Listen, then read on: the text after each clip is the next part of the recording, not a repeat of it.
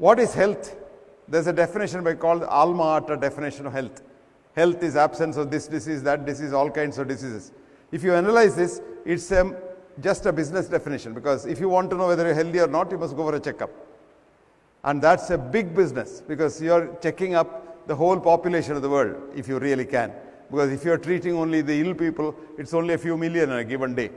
So that's not the definition, but Indian system of Ayurveda for thousands of years had a beautiful definition, which simply means, in a sense, if you have enthusiasm to work, mark my words, and enthusiasm to be compassionate, you are healthy. You can have a disease, because all of us have disease. If I now scan all of us for a cancer cell, each one of us will have more than 5 to 10 cancers already inside. But they don't become clinical cancers and kill you, they die themselves. And this is a very important thing. So on a given day, nobody is totally healthy, which if it means that without disease. So this definition of health is very convenient, because you can know yourself in the morning. Get up and ask, do I want to go to work today, or do I have to go to work? If you say, and I want to go to work, you're healthy. Do I have to be compassionate? If you say, yes, I have to be compassionate, that's compulsion. I want to be compassionate. And if you want to be compassionate, you're healthy again. Now, having said this, I must tell you the myths in the area of health. When you go and see a doctor, the first thing he asks is, did your father have cancer? Did your father had stroke? He had a heart attack? You get frightened. And if any one of this is positive, you start dying that day. I may get a cancer. I may get heart attack. I may get this. I may get a stroke. All this is myth. You and your parents have nothing in common, because you are not come from your parents. Actually, this is the Indian thought. Children do not belong to parents, they come through parents. But our ancestors are not our parents, but the germs. This world for the first 2,000 billion years was run by only germs. And every other planet is like that. And these are the germs which are very compassionate, and they donated a DNA each to us to make the first nucleated cell called the zygote that you and I were on the first day we were made in the mother's womb. And that one cell has become a colony in you of 120 trillion cells in association with 1,200 trillion germ cells. So for every single cell of yours, that's human cell, you have 10 germ cells. So we are germs.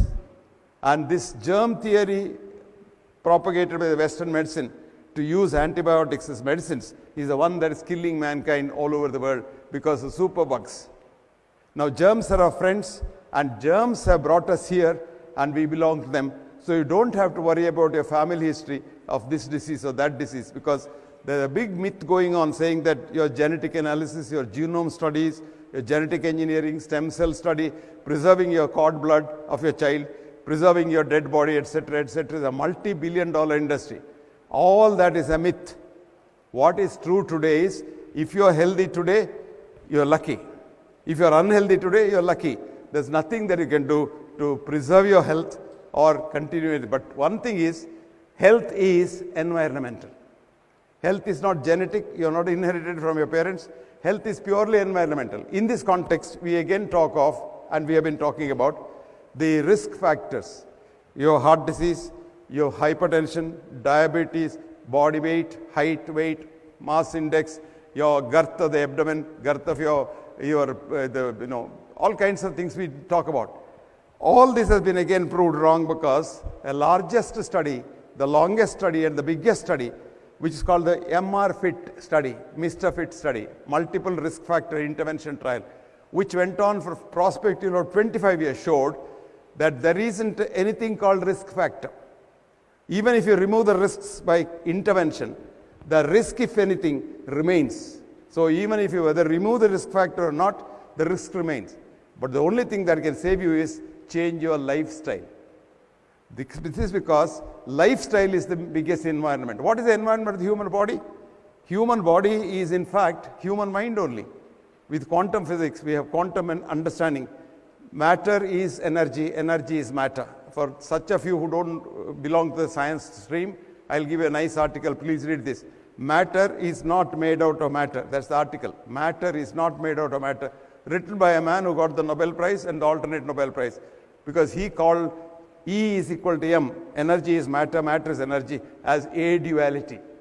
And the man has written this article so for you. And in the article he writes, I quote, he says, I am just a scientist, like a child playing in the sands, the sand time.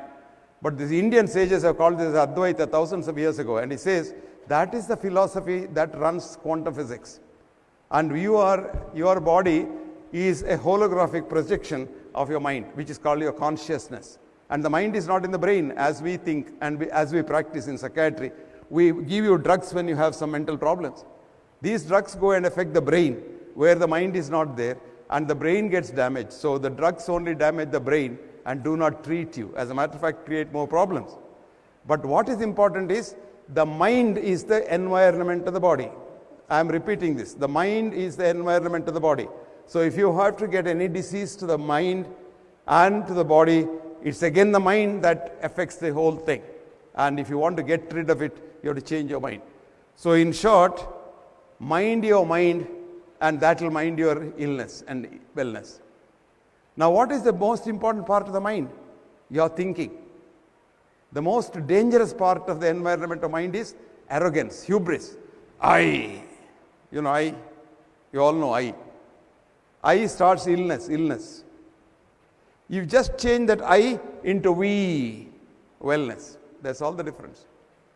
Do you understand? The difference between illness and wellness is how you look at yourself. If you think you are the biggest man under the sun, you are always ill. Remember that. Almost all our politicians have got all kinds of illnesses. You don't know them. They take so many drugs. Now you think there is a drug for everything, so why worry? One patient came to me once and said, look doctor, I want to drink, I want to smoke, but I don't want to get diseases. Give me a pill.